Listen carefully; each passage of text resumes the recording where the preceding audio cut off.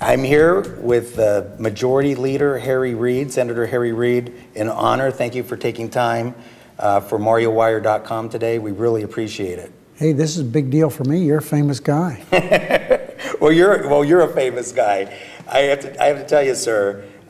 We're just coming out of that big budget battle that you were in. You were probably the most important player as far as progressives and middle-class families were concerned. Right now, the Latino middle class is under enormous pressure. Latino entrepreneurs are facing some of the hardest struggles that they have faced. You know, that is the cornerstone of our community. Is there something that you believe that the administration or that the Senate or the Congress could do to make it easier to create opportunities for Latino entrepreneurs and other minority entrepreneurs? The first thing is education. One of the things that I fought so hard on, because there was so much pushback from the Republicans with H.R. 1, I wanted to protect little kids, for sure. Little boys and girls who wanted to get a head start in life by being able to learn to read and to write. That's what Head Start's all about. And no demographic group gets more help from Head Start than Hispanics. And Pell Grants, 17% of all the Pell Grants are Hispanics. Now, I was talking to my staff before we got on the air here, going over those numbers. Well, I wish it were more than 17%. We need more Hispanics to be able to apply for those Pell Grants. But thank goodness we have 17% of the Pell Grants go to Hispanics, because as I believe, knowing the Hispanic community in Nevada, the most important thing we can do for Hispanics in Nevada is make sure they can be educated.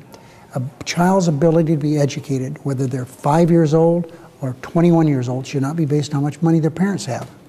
So do you think that the way this budget battle turned out, the outcome, at least for this next 5 months, do you think that those things were safeguarded enough? And what do you foresee for the next round? Some things were safeguarded.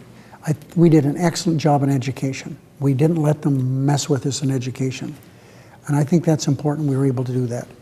Other things we didn't do as well as I would like to have done. There are certain things that I think that the Republicans targeted, and it made it extremely difficult to push it all back. But education, we gained. We didn't lose on education. There were three key players in the budget battle. It was you, John Boehner, and the President of the United States. I have said that what we learned was that Boehner knows how to pick a fight, Obama sometimes avoids a fight, and that you know how to box. How would you categorize